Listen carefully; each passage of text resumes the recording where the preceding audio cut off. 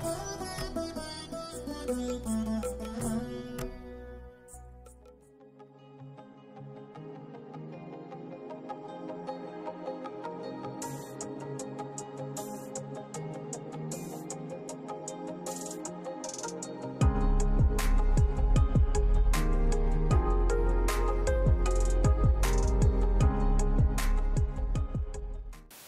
నమో వెంకటేశాయ.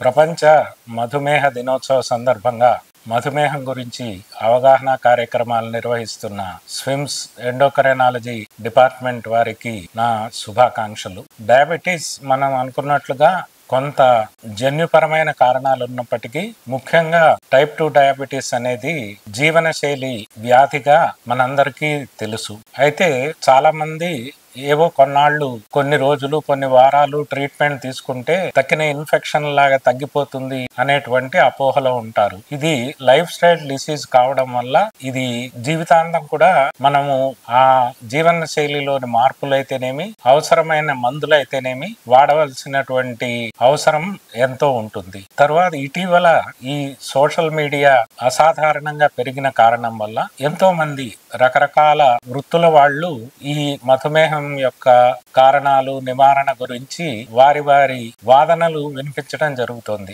అవన్నీ కూడా శాస్త్రీయమైనవి కాదు. ఎవరైతే శాస్త్రీయంగా ఎండోక్రైనాలజీ చదువుకుని వైద్య విజ్ఞానం ప్రాక్టీస్ చేస్తూ ఉన్నారో అలాంటి వాళ్ళు దగ్గర సరైన సలహా తీసుకుని ఈ వ్యాధికి అవసరమైనటువంటి ట్రీట్మెంట్ తీసుకోవాల్సిందిగా అందరినీ కోరుతూ ఉన్నాం. లేకపోయినట్లయితే ఎవరు పడితే వాళ్ళు చెప్పే రకరకాల ఆకులు, పసర్లు, రకరకాల డయట్లు తిని చాలా మంది ప్రాణాలు కోల్పోవటమే కాకుండా వివిధ అవయవాలు దెబ్బతినడము, వాళ్ళ ఆరోగ్యం మరింత దెబ్బతినడము చూడడం జరుగుతుంది. డయాబెటీస్ లో షుగర్ కంట్రోల్ ఒక భాగం అయితే మరొక ముఖ్యమైన భాగము తక్కిన అవయవాలు దెబ్బతింటాయి. అంటే డయాబెటిక్ రెటినోపతి అని కంటిలో, అలాగే మన బ్రెయిన్ కి స్ట్రోక్ రావడం కానీ, అలాగే గుండెకి హార్ట్ అటాక్ లాంటిది రావడం కానీ, అలాగే కిడ్నీకి దెబ్బతిని డయాబెటిక్ నెఫ్రోపతి రావడం కానీ, అలాగే నరాలు అవి ఇదైపోయి కాళ్ళు చేతులు సెన్సేషన్స్ అవి లేకుండా పోవడం కానీ, అలాగే కాళ్లలో రక్త ప్రసరణ అది తగ్గి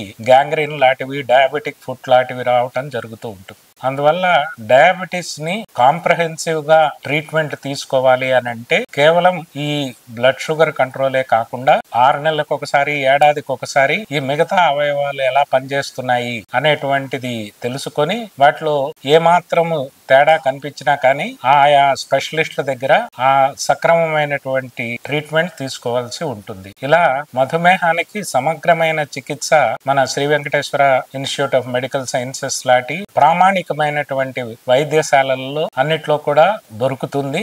ఈ అవకాశాన్ని వినియోగించుకొని ఈ డయాబెటీస్ ఏదో ఒక రోజులో, ఒక నెలలో, 2 నెలల్లో పోయేటువంటి వ్యాధి కాదు. ఇది మనతో పాటే ఉంటుంది. అందువల్ల దానికి జీవితాంతం కూడా అవసరమైన పరీక్షలు చేసుకోవడం, అవసరమైన జీవన శైలి మార్పులు తెచ్చుకోవడం, అలాగే అవసరమైన మందులు కానీ, ఇన్సులిన్ లాంటి ఇంజెక్షన్స్ కానీ తీసుకోవడం, తర్వాత ఈ అవయవాలు దెబ్బతినకుండా చేయవలసినటువంటి టెస్టులు చేసుకొని వాటికి కావలసినటువంటి ఈ ప్రివెంటివ్ చర్యలు అవి తీసుకొని ఉన్నట్లయితే ఈ మధుమేహాన్ని మనము జయించలేం, కానీ దాంతో సహజీవనం చేస్తూ జీవితాన్ని ఆనందంగా గడిపేటువంటి అవకాశం ఉంది. ఈ విషయాలపై ప్రజలందరూ కూడా శ్రద్ధ చూపి ప్రామాణికమైన వైద్యశాలల్లో మాత్రమే ఈ ట్రీట్మెంట్ తీసుకోవాలని మరొక్కసారి విన్నవిస్తూ ఉన్నాము. మా స్విమ్స్ ఎండోక్రైనాలజీ బృందం తరఫున. శ్రీనివాసో విజయతే.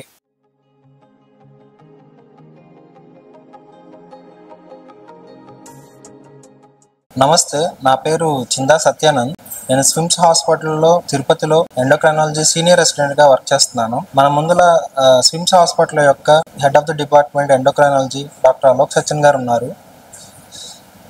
ఈరోజు వరల్డ్ హెల్త్ డయాబెటీస్ డే గురించి కొన్ని విషయాలు ఆయన మనతో చెప్తారు. Sir, what is world diabetes day sir? Diabetes field లో చాలా డెవలప్మెంట్స్ ఉన్నాయి, కానీ first major development diabetes field లో డిస్కవరీ ఆఫ్ ఇన్సులిన్ తో స్టార్ట్ అయింది. దీనికి ముందు డయాబెటీస్ కి ట్రీట్మెంట్ చాలా ఇర్రెగ్యులర్ ఉంది, ట్రెడిషనల్ మెడిసిన్స్ మాత్రమే ఉన్నాయి, దీనికి ఎఫికేసీ కూడా తక్కువ ఉంది. చాలా మంది పేషెంట్స్ డయాబెటీస్ తో చనిపోతారు. సో డయాబెటీస్ కి first major development discovery of insulin ఉంది. డిస్కవరీ ఆఫ్ ఇన్సులిన్ కి అవార్డు డిస్కవరీ చేసిన వారు డాక్టర్ ఫ్రెడరిక్ బ్యాంటింగ్ ఉన్నారు. డాక్టర్ ఫ్రెడరిక్ బ్యాంటింగ్ కి బర్త్డే ఉంది 14th November. So world diabetes day 14th November doctor Frederick Banting కి birthday గురించి సెలబ్రేట్ చేస్తాము. సో అందుకనే ఇది ప్రపంచంలో అన్ని చోట్ల 14th November world diabetes day లాగా సెలబ్రేట్ అవుతుంది.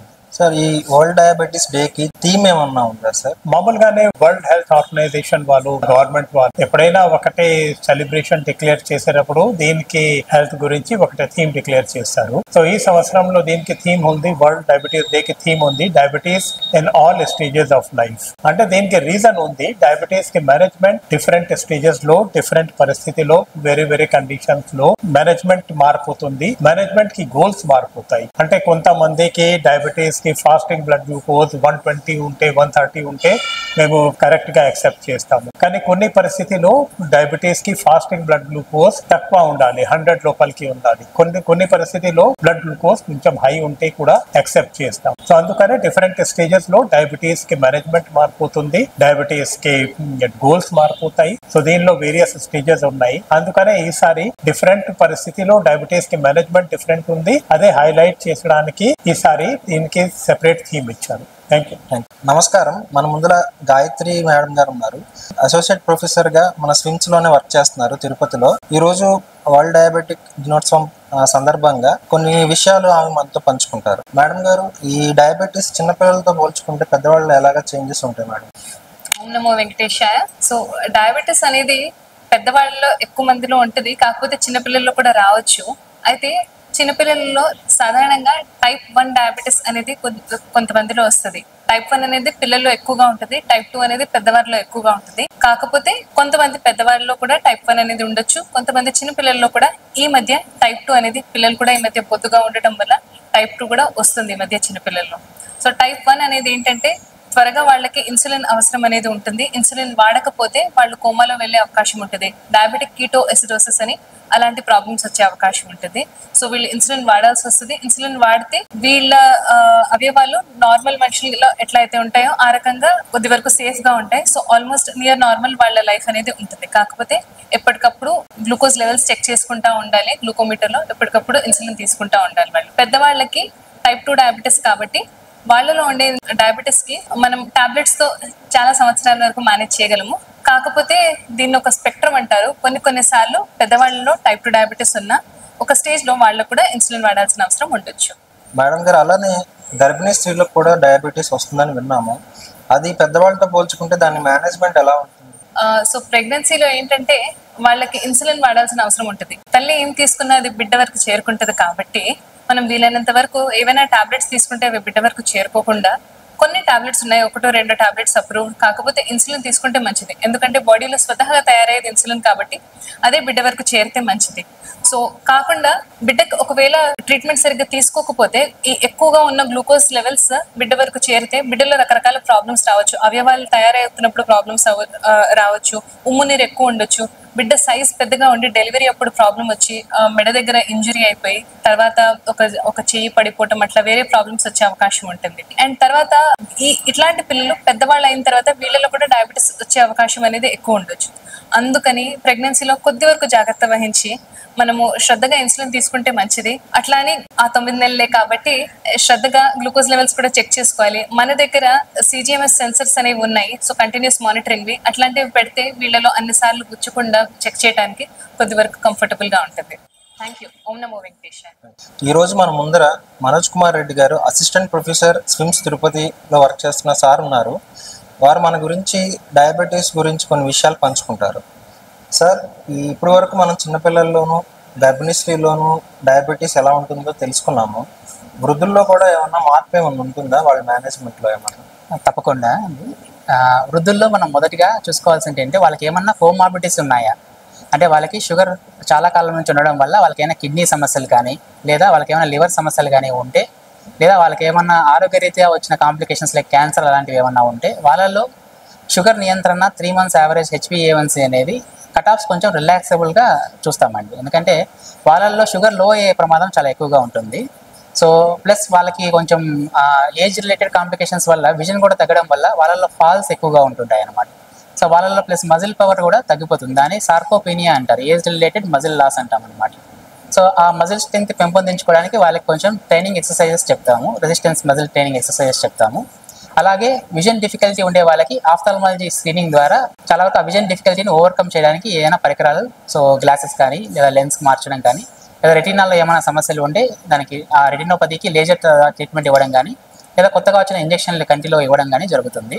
సో అందువల్ల వృద్ధుల్లో లో షుగర్ కాకుండా మనం మెయిన్గా జాగ్రత్తగా చూసుకోవాలి. సో లో షుగర్ అనేది అవాయిడ్ చేయాలి వృద్ధుల్లో చాలా వరకు. 3 months యావరేజ్ HbA1c షుగర్ కూడా మామూలు వాళ్ళలో 6.5 కంటే తక్కువగా పెట్టమని చెప్తాము. అలా వీళ్ళలో మాత్రం depending upon there comorbidities 7 to 8 వరకు రిలాక్స్ చేయొచ్చు. సో ముఖ్యంగా ఇది మెయిన్గా వృద్ధుల్లో మనం డయాబెటీస్ ట్రీట్మెంట్ చేయడంలో గుర్తుంచుకోదగ్గ వ్యత్యాసాలు. సార్ అలానే షుగర్ పేషెంట్స్ చాలా మంది అడుగుతారు, ఏమైనా రివర్స్ అయిపోతుందా షుగర్ అని, అదేమన్నా జరగచ్చా సార్? షుగర్ రివర్స్ అయిపోతుంది. డయాబెటీస్ అనేది ఒక నియంత్రణలో పెట్టుకోదగ్గ జబ్బు మాత్రమే. సో డయాబెటీస్ అనేది పూర్తిగా నయం కాగలిగే జబ్బు కాదు. సో రివర్సల్ అనేది తెలుగులో మనం చూసుకుంటే పూర్తిగా నయం అయ్యే విధంగా చెప్పే విధంగా ఉంటుంది. అలా కాదు, ఓన్లీ రెమిషన్ అంటే కంట్రోల్లో, నియంత్రణలో పెట్టుకోగలం అంతే.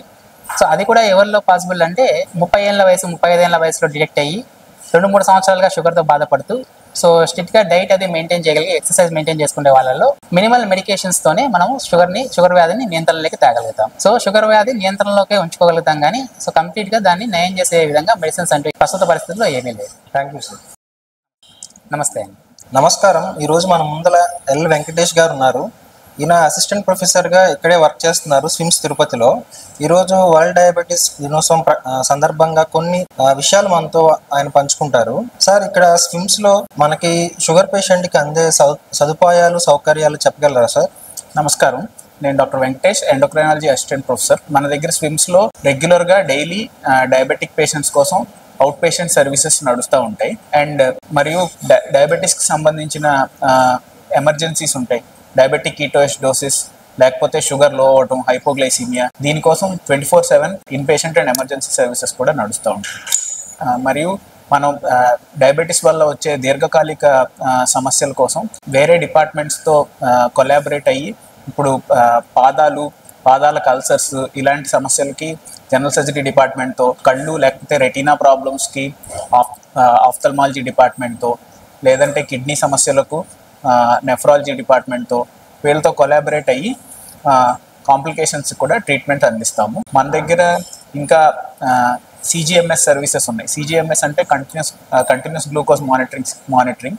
ఆ సర్వీసెస్ కూడా మన దగ్గర అవైలబుల్గా ఉన్నాయి. పేషెంట్స్కి అవసరమైతే మనం ఇన్సులిన్ పంప్ సర్వీసెస్ కూడా ప్రొవైడ్ చేయగలుగుతాం. నమస్కారం.